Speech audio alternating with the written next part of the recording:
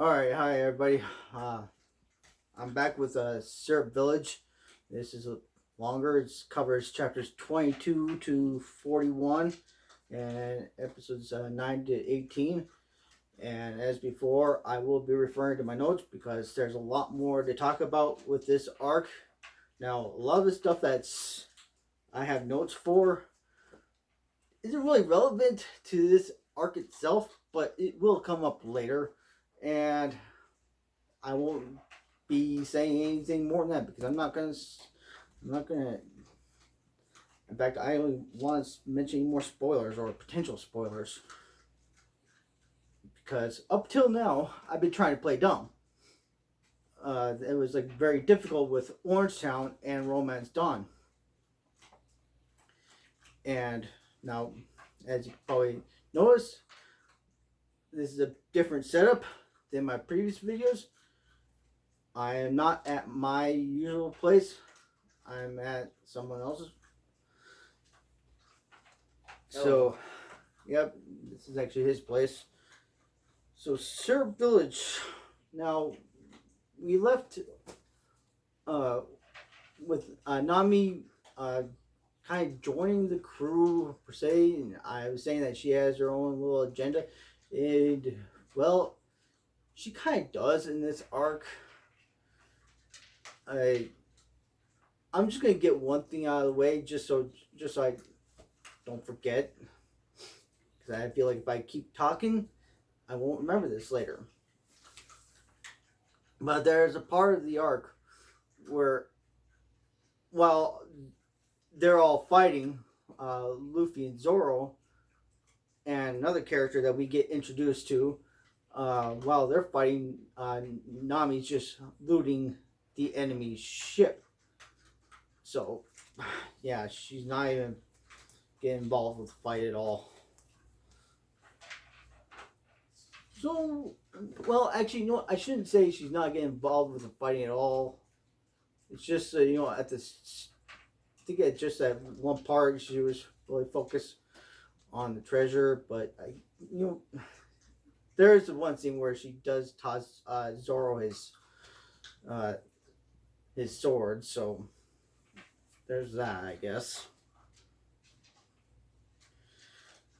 Now we start off with this arc. It starts off differently in the anime and the manga. Now I will explain that for if you're only anime viewers only. I will explain it once I get there.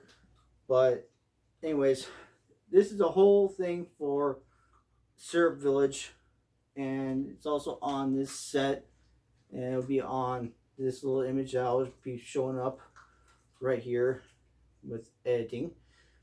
And you also see a little bit with this, and if you go on Amazon, I don't know if Amazon still has this, but you can get it all right there on that far set right there.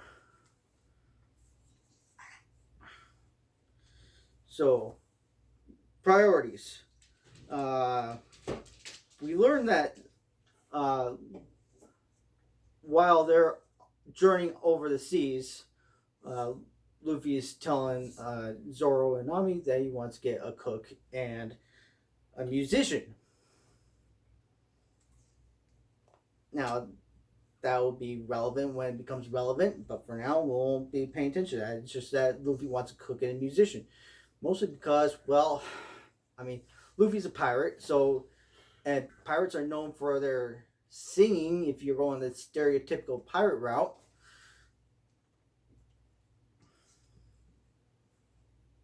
So here we get introduced to a new character named Usopp. And this is actually what's a good way to say this? It's like a variant of the Boy Who Cried Wolf. Because what Usopp does, he's always running through the village and he's always yelling, "Pirates! Pirates are coming!" I believe the word you're looking for is homage. Maybe. Thank you. See, it's a good thing I'm not alone with this on this time. So the villagers actually kind of get upset, but Usopp just laughs it off and runs around. And here we get introduced to the Usopp Pirates. And the Usopp Pirates are, and this is again why I have notes, because these I cannot remember these characters' names, but they are Pepper, Carrot, and Onion. Yes, they are named after food items. Go figure. Don't worry, so were a lot of characters from Dragon Ball. Well, yeah. I mean, One Piece was Oda was inspired by Toriyama, so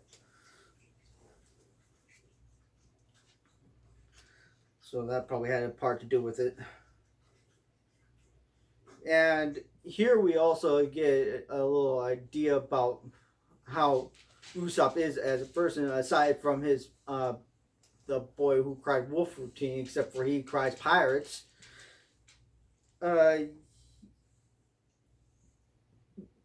When Nami, Luffy, and Zoro kind of did that out of order, but I mean, actually, you know what?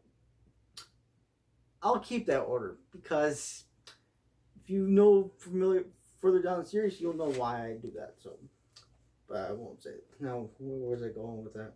Oh yeah, The Usopp Pirates. yeah. He talks about that when they appear, he's got 80 million soldiers, and of course, Luffy, being Luffy, he believes he's just all shocked. It's awesome, and Zoro and Nami are not buying it at all. In fact, I think Nami just calls Usopp's bluff. And here's where this is probably like the best part, at least for on Usopp's end, and I guess Luffy and Zoro's end too. This really shows how Zoro and Luffy are actually building up their dynamic. There's one part where Usopp brings his slingshot, because he fights with a slingshot, and don't mock the slingshot because he's actually pretty good with it. Well, I mean, when you look at the Bible, David and Goliath, and David won with a sling. Okay, all right. But you know, Luffy pulls a Shanks here, and he says, "Are you sure you want to do that? Weapons are meant for killing, not making threats." And Zoro picks up on this, so he just flicks up his sword out of its sheath a little bit, not completely out of the sheath, just enough to where you can start seeing the blade a little bit. And this makes Usopp kind of sweat and get a little nervous.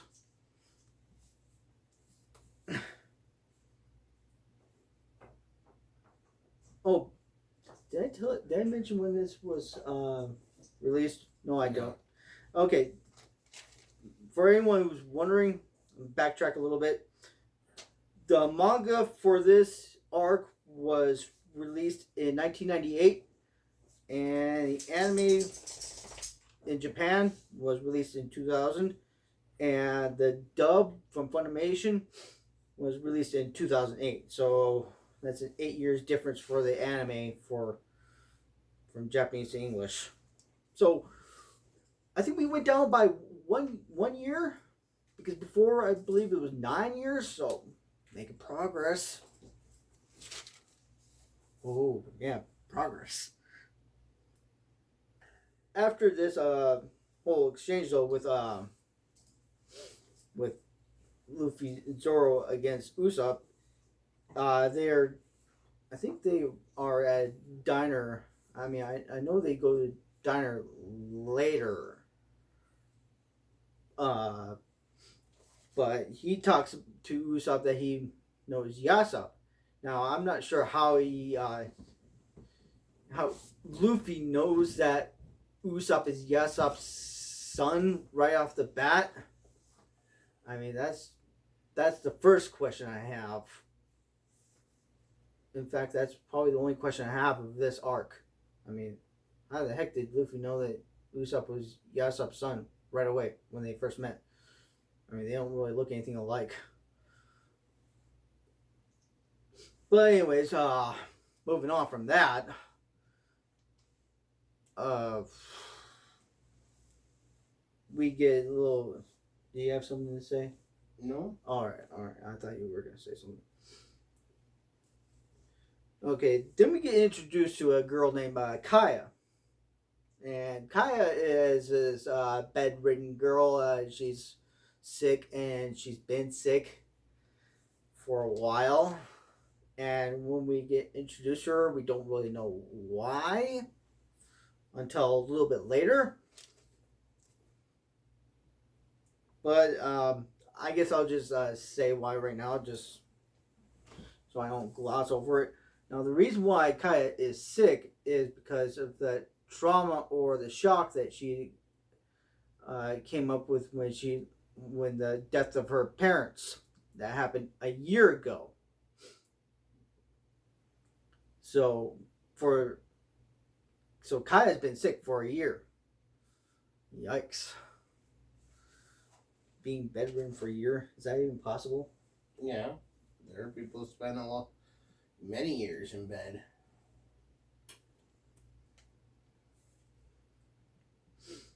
Just depends on what kind of virus you got.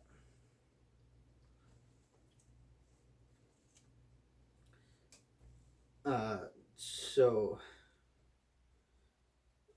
now we get to, a little bit more about the stories. English is hard, I guess. The stories that Usopp says. Now he does this in an attempt to cheer Kaya up from or well, I'm not sure if he's trying to cheer her up or just trying to make her feel better. Well, either way, he's trying to help her in some capacity. So I guess that's the only important thing.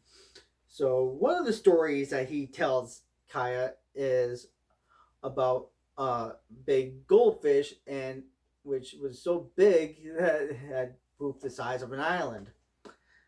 Now that just goes to show what kind of tall tales that Usopp comes up with.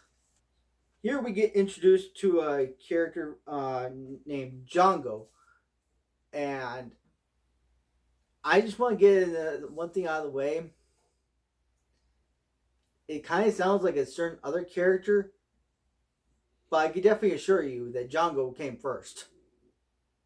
So, because Django was created in 1998, the other character was created later. Are you talking about Django? Yes. I would say they're kind of different. Well, they're spelled the same. They are spelled the same. No. The only difference is their personalities. Django here is he's a weird guy. He likes to walk backwards, and he always has his like a hand above his head, and I guess he's just got. I mean, Michael Jackson, Elton John guy. Yeah, a couple of people have brought that thing about him being like a Michael Jackson character. And this video is going to be a lot more fun than my previous two videos, because in my previous two videos, I really had to play dumb, and that was really hard. And I apologize for those previous two videos, but... He also kind of looked like Steve Tyler from Aerosmith. You heard it from him, not me. It's like if you took Michael Jackson, Elton John, and Steve Tyler and fused them into one guy. This is what you get. Do you think that's what Oda? What do you think that was Oda's intent? Probably they were all three famous in the 90s.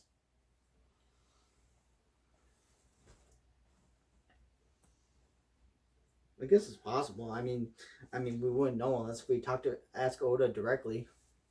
I mean, You just would have to look through his CD collection, find out what he's a fan of.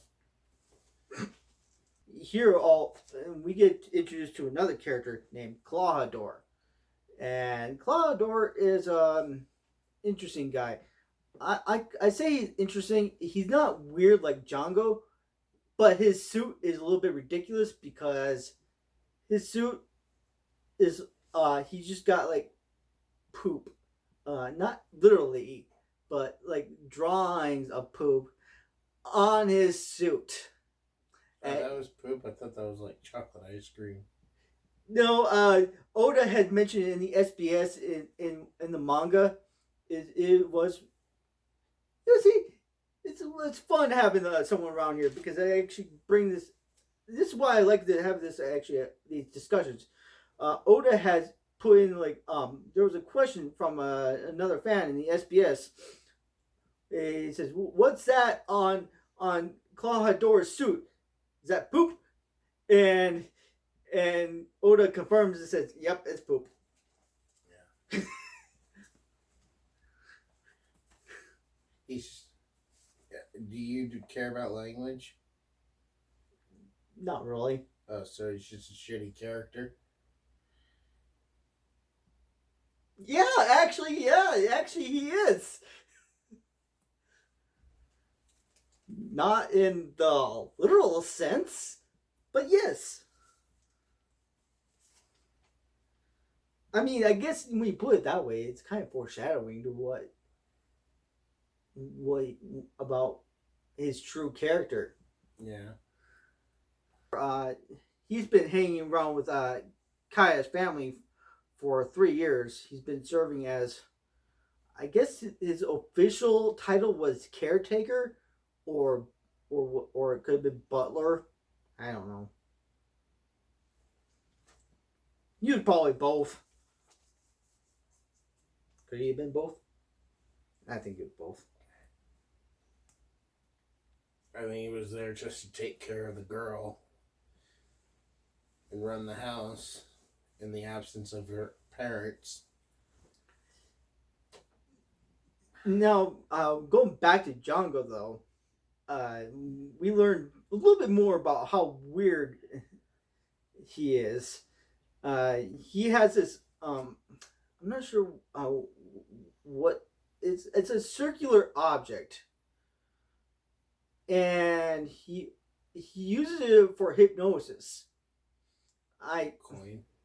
No, it's not coin because it's more like you can grip it. It's kind of like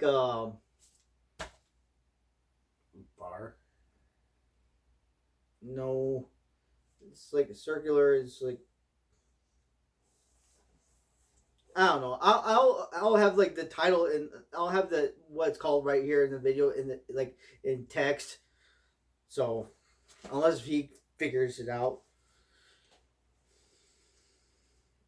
but Django uses this item for hypnosis, and well, he was going to try and use it on the USA pirates, and we would just get to see he would try to put him to sleep. So he would just do like 1, 2, Django, and do whatever he says, and he himself falls asleep, and it's hilarious that he's victim to his own hypnosis. Pendulum. Pendulum? Yep.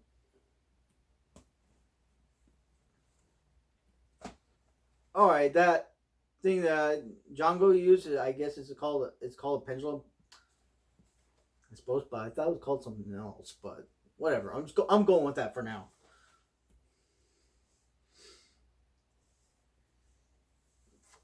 Now, we go a little later.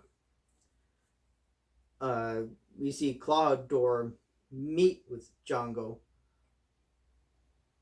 and it's here we learn Claude's true goals and his identity. Apparently, Claude has been serving under Kaya just to get her fortune, and he is known as Captain Kuro, who is supposed to be the most notorious pirate in this region where they are. Don't they say that a lot in the show, though? Yeah, I mean, like when Boogie was around, he's the worst pirate around. But I mean, the whole thing with Claude or Kuro, he was known as a man of 1,000 plans. And that was his epithet. Oh, so he was basically Palpatine. Yeah. Hey, you started with the Star Wars references. Yeah, I guess. Well, I mean, I guess it can't really be helped because there's really something right there. So, I don't know if anyone was paying attention, noticed that in the video, but if you hadn't noticed it, now you have. It's right there. The child is watching you. Luffy and Usopp overhears this whole plot to kill Kaya and the villagers and steal a fortune. But Django uses hypnosis, and this time it doesn't backfire on himself. It just goes on Luffy, and Luffy just falls. And you know what? I gotta say, I didn't really know where Oda was going with the series. I thought I knew Luffy was gonna be fine, but I thought he'd be a little more hurt from that fall. They ended up being. I guess I just didn't know what kind of stuff Oda was gonna do early on when I was just getting started, but it's whatever to me now. So after this, Usopp runs to the village, and Kuro just lets him run because Kuro knows that anything that Usopp says would just sound like lies. So as Kuro predicted, when Usopp is telling everyone that pirates are coming, the villagers don't believe him. And, I guess this is another problem I had because, before he was crying pirates, he laughed it off. And here he's not laughing. He is dead serious. So that tells me, he every time he comes out with a lie, he always laughs, but not this time. So they should at least be considerate, at the very least, that he could be telling the truth, or they could at least investigate. But no, they don't do that. They don't do any of that. It's one of those things that really bugs me. But, well, I'm not going to dwell on that because, I mean, honestly, the series, the anime and the manga, they did dwell on it for very long, so I'm not going to dwell on it any longer than I need to.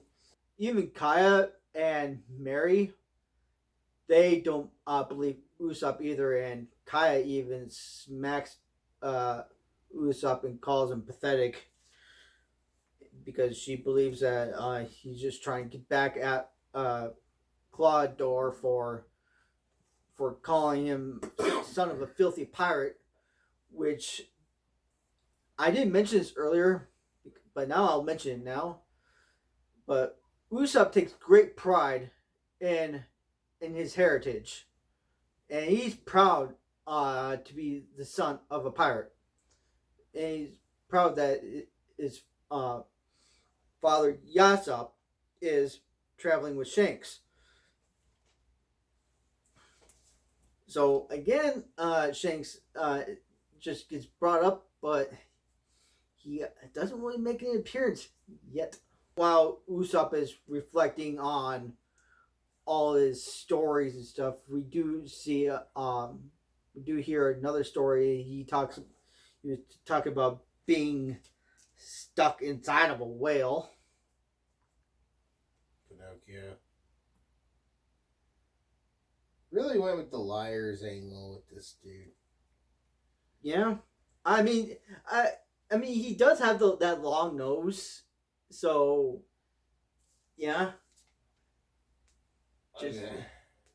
I told my friend that because the voice actor was Krillin from Dragon Ball Z, that the negotiation with the voice actor to do the role probably went down like this. They said, "You want to roll in One Piece?" He goes, "Yeah, under one condition." They said, "What?" "My character has to have a nose this time." And they go, "Okay, fine. We will give your character the biggest nose going." that'd be funny if Sonny Strait. I think that was the name of the voice actor that did that. So it would be funny if Sonny Strait actually, if that's how that worked out for him. Stuff is hopeless for Usopp.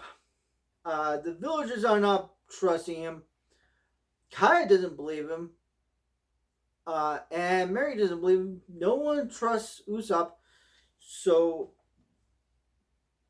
Luffy and Zoro step up and they decide to help because he's honorable, and they would never risk their life for somebody out of pity. So yeah, if they're just gonna, if someone's just feeling sorry for themselves, Luffy probably, I mean, Luffy might help a little bit, but he probably wouldn't be fully motivated to do it. Because Luffy doesn't like cowards. Remind me, I have some questions at the end. Okay. You got questions at the end. Oh, you're at the end? No. Oh. So we get to the nighttime now. All this stuff, by the way, was on just the first day, and this is the first arc so far where it is spanned over 2 days. I mean, you could probably say Romance Dawn was a couple days. In fact, I'm pretty sure it was. But this is the first time we actually see days change. So at nighttime, we actually learn that Mary is talking to Clawdor, Kuro, as he's actually called, but to them he's just Clawdor. And he's just saying that how ridiculous that the story is that Clawdor is a pirate, and Kuro is even laughing.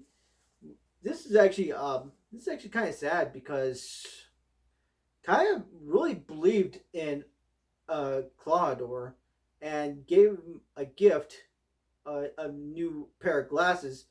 And considering that Kaya is really wealthy and stuff, I'm pretty sure Kaya probably put in to get like the very best glasses that she could. And he just throws it on the ground and freaking crushes them. Kind of sad, actually, when I think about it. Sad for Kaya.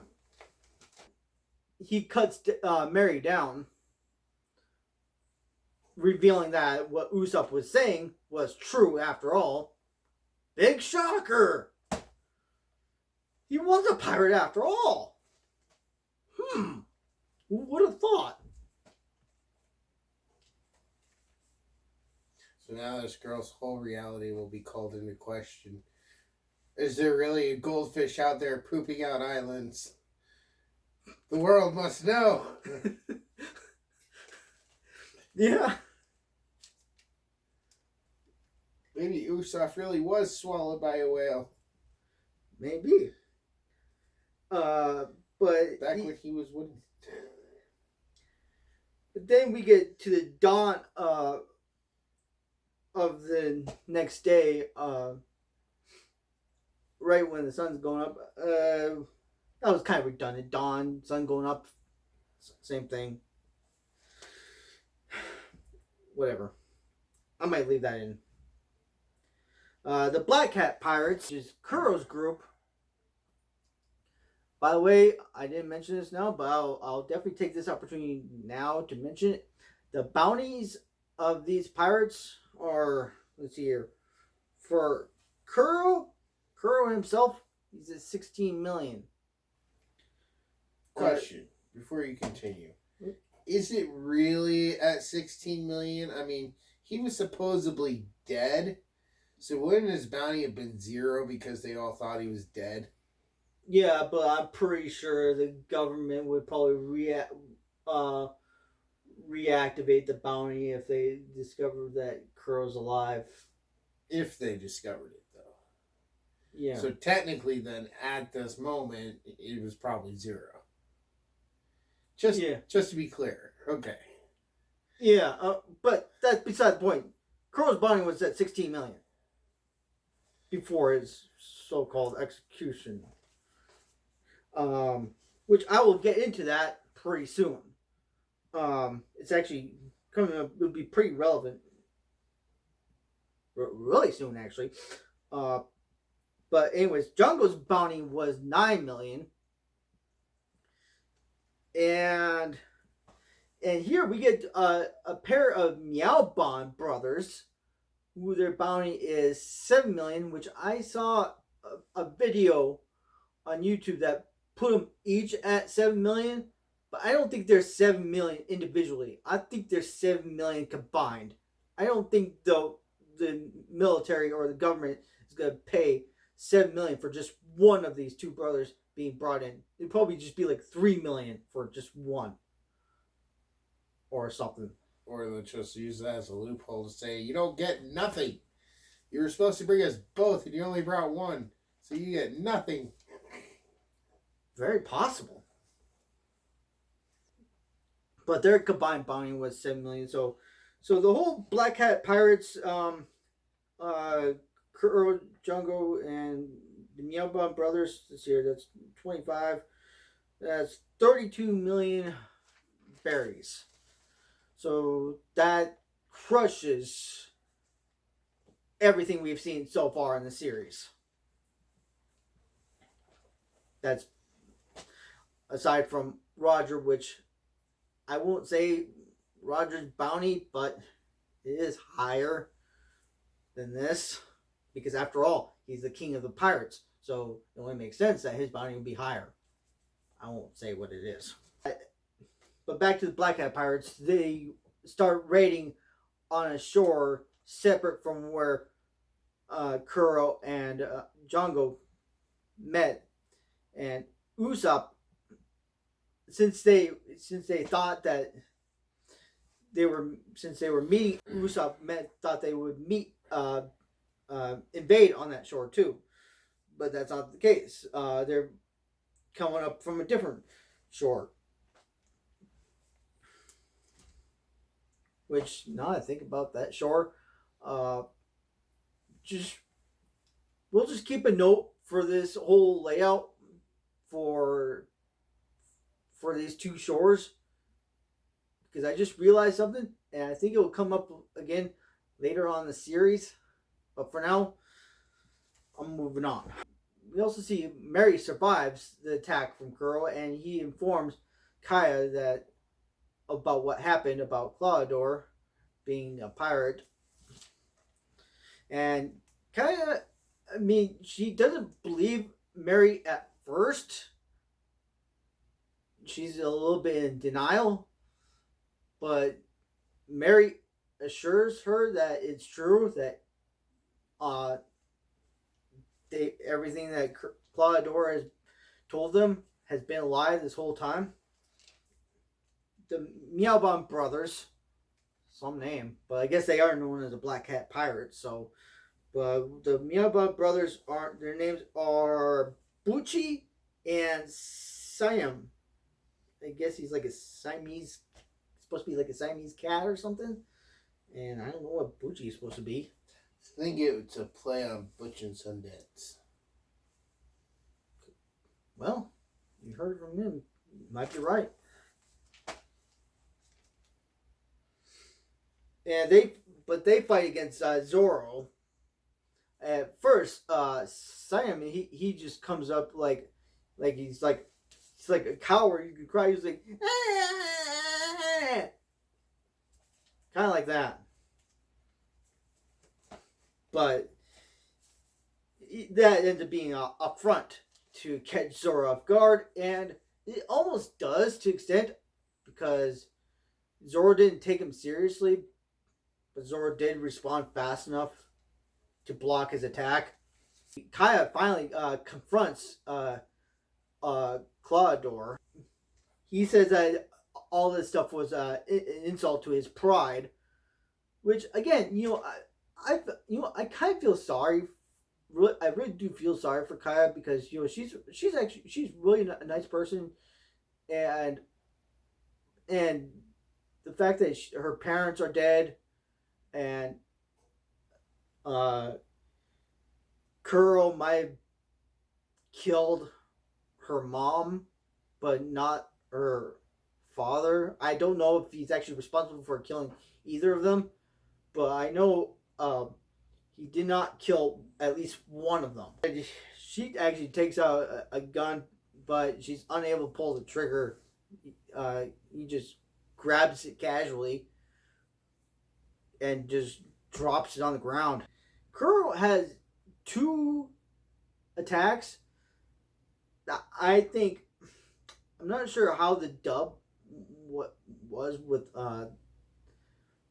how accurate the dub is with with the Japanese version, because I think if I remember correctly from the manga, when I was reading the manga, the attacks were called, the attacks had different names, but one was called Pussyfoot Technique, and the other attack that he had was Out of the Bag Attack. Kind of underwhelming. Well, the cat puns. Who let the cat out of the bag? You get it? Oh, Pussyfoot, pussycat. yeah, I guess. I mean, but yeah, out of the bag, I did not get that. I did not get that at first. But no, it makes a little bit more sense. But Zoro and Usopp go after Kaya, and who is being chased by Django. And I did mention that the whole plan was for Django to hypnotize Kaya to write a will over to Clawdor, right? No. Okay, now I'm gonna mention that. I should have mentioned that before. You just said that he was there to get the money. Yeah, the way he was gonna get the money is that he was gonna use Django to hypnotize Kaya to write a will for everything to be signed over to Clawdor. Transferred. Yeah, transferred. Thank you. Whatever.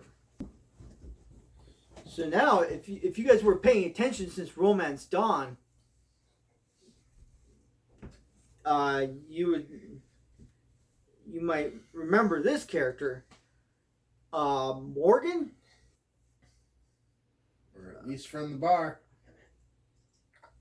Sorry, I had to put that joke in there. Well, anyways, Morgan makes an appearance here in a flashback. We see the start of Kuro's master plan that's been started for 3 years. But Morgan was part of this marine ship that was gonna try to take down Kuro. And Kuro, at this point in this flashback, because this is 3 years ago at this point, Kuro's now wary of the pirate life. He didn't want to be a pirate anymore. So he decides he spares Morgan's life, and Morgan is the only Marine left alive, but his jaw is broken.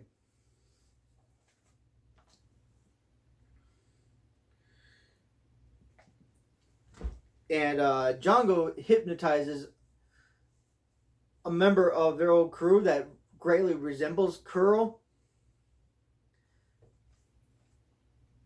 And that crew member is hypnotized to believe that he is Kuro himself, and he is responsible for that whole slaughter.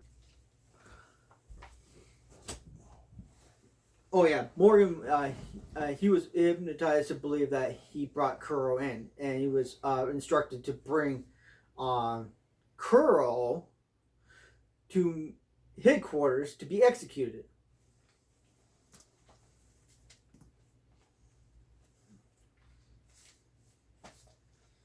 So now with the Marines out of the way, or Marine I should say, because there's only one left,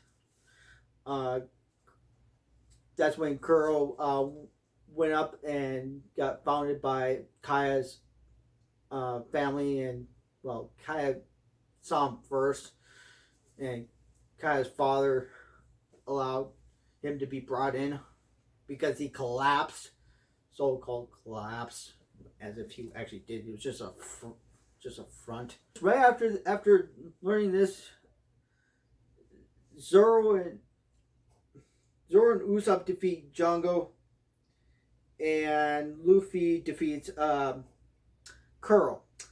And this fight, this whole arc, I think gets criticized for being a little too long.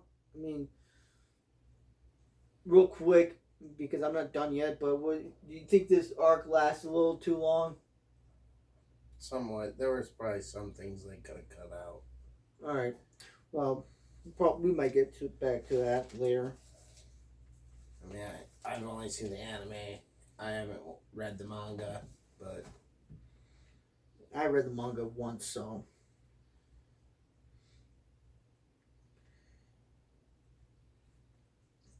After the battle, though, Usopp decides to keep the whole thing secret, and Kaya and the Usopp pirates accepts this. Although they do it a little bit begrudgingly, because they were all against. They were saying, "No, we gotta tell everybody," and Usopp is just saying, "No, everyone has known me as a liar my whole life, so this would just be like another day, another story." Which I can't really decide is honorable for Usopp or messed up. Quick opinions? No. Okay. And Usopp also disbands Usopp Pirates after 5 years. So these kids that take around, I've been doing this for less than an hour and I already forgot the names. Pepper, carrot, and onion. They were 4 years old when they met Usopp, and I guess Usopp was 12? Yeah, Usopp was 12 when they started the Usopp Pirates. So now they're officially disbanded. And I'm not, it's kind of funny though, right here, that I'll be talking about. It's almost like Kuro's defeat kind of liberated Kaya here, because all of a sudden now, she hasn't fully recovered. She's not completely well, but she's out and about. She's not coughing or whatever. She's not looking like she's gonna like keel over, but she's out and about. Well, I think she was being slowly poisoned by him. That's very possible. And because he was gone, she was no longer receiving that poison in the medicine.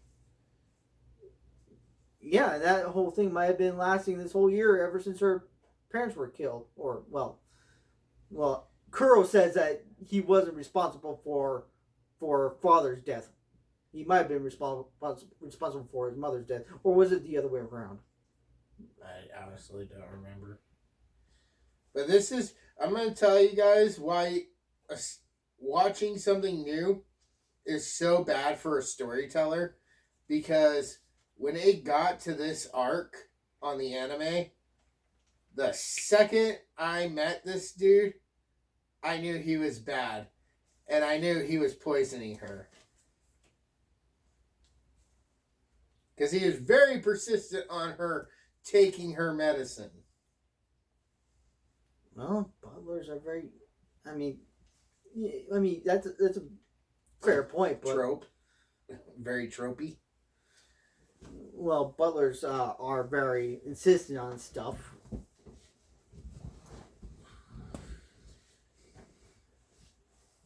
But yeah, Kaya's feeling better now and gives Luffy, Zoro, and Nami a Caravel. I think it's called Caravel class ship or something. I can't remember the class ship. If I got that right, I would say yeah. But if not, I'll just leave like a text here. That's the one with the funny goat head. Yeah. Yeah, and the ship is the Going Merry, which is named after Merry himself, the person who built the ship. And, it's kind of funny. After Usopp officially joins the crew, but at this point, and this flashback would have been more impactful if it was done earlier. I mean, I don't know if you would have done differently, but I think this flashback would have been better if it was earlier. But here, this flashback shows Usopp's mom died of a disease several years ago, and I tried doing some research to see exactly when, so I could place exactly when she died.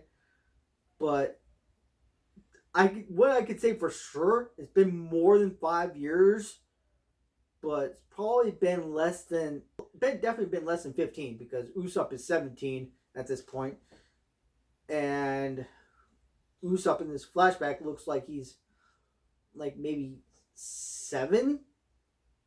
I mean, I don't really know how old Usopp was in this flashback. So this flashback shows Usopp's resolve to go out to sea and hopefully meet his father again someday. And why he cries pirate. It is because, well, it's the one thing that gave Usopp hope. It's the only hope that Usopp had in life. And he was trying to do this. Actually, what he was trying to do for Kaya to make her feel better. He was also doing it for his mom. And and and she just accepts that Yasop is not coming back, and I mean, it definitely in her lifetime, he's definitely not come back because she dies either right there on that spot or the following day. I can't remember if it was the following. I mean, I think I read it was the following day, but the anime. Well, I watched the anime. It looked like she died right there and then, but I don't know. Maybe she just lost consciousness and died the following day. But before that happens, though, Usopp did tell her that he heard of a cure that could cure any sickness, which, I mean, his mom just appreciates this and she just smiles, and we also get Kaya's goal, which Kaya wants to be a doctor. And that's a kind of a fitting goal for Kaya because of everything she's been through and being sick for a year. And now this is where things are different for manga readers or anime only viewers. In the manga, this happened before they met Usopp. In the anime, it's after they met Usopp. I think they just wanted to get. I think the anime just wanted to get the extra crew member before they went to this location. But they go to this treasure island. And on this treasure island, it's not too important. But we do learn a couple things. One of the things we learn is the Great Pirate Era has been going on for at least 20 years. So that means that Gold Roger, the king of the pirates, was executed at least 20 years ago at this point. They meet a character named Gaimon, who is an afro, and he is permanently trapped inside a treasure chest. And he's basically becoming one with the treasure chest. It's basically his body now. And that happened after Gaimon's crew had been there for a month 20 years ago. And he fell, and he's been trapped there by himself with strange animals. Which there's one strange animal that there was I think a pig that was like crossed with like a lion, and like a snake with like a rabbit. There was a bunch of weird animals on this island. That's the one difference with this arc. We get the whole thing with Gaimon and learning about learning that the Grand Line is a pirate graveyard. We get that in the anime after Usopp is introduced, but in the manga it comes before Usopp is introduced. Now, I think the whole thing with Gaimon, I think it was important at the time he was created. Looking at long term, I don't think he's really that important. But Oda didn't know how long the series was going to last when he created that section, so he thought that this would be the time to introduce stuff about the Grand Line. So he thought Gaimon would be a good way to do it. So, but here we are, 22 years after this arc was made. So I don't think Oda expected his series to last this long back then. I will give my friend here of what questions he has. So what questions you have? Well, the question I have isn't really relevant to the arc you've been talking about.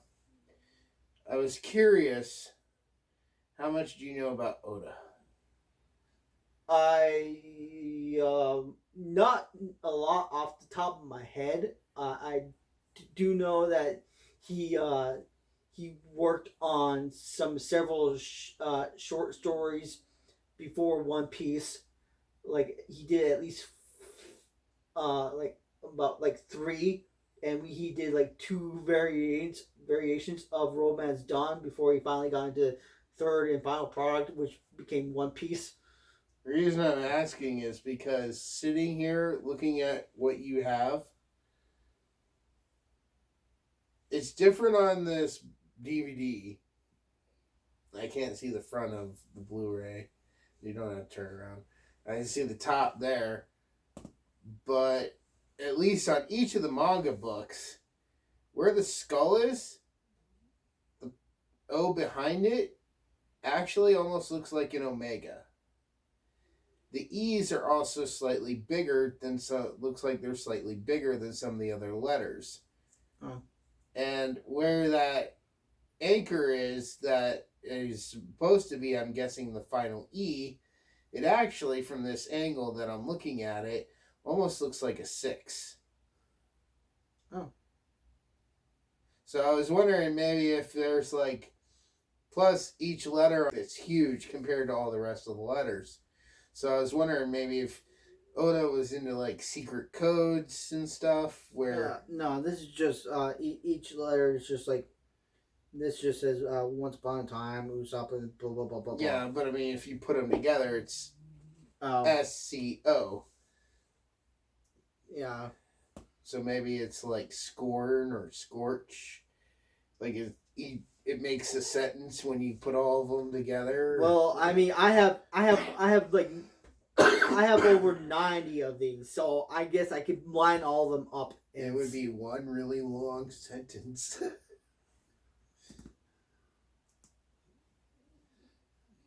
That would definitely be a very long sentence. And this is volumes 3 through 5. I was just saying that, I mean, I don't know if you can see it, what I'm talking about, because you're more right on. But if you look at it from the sideline, it does kind of look like an omega where the skull is. Yeah, I mean, yeah, I can kind of see that. And that's it. That's all I was curious, like if he was in secret coding.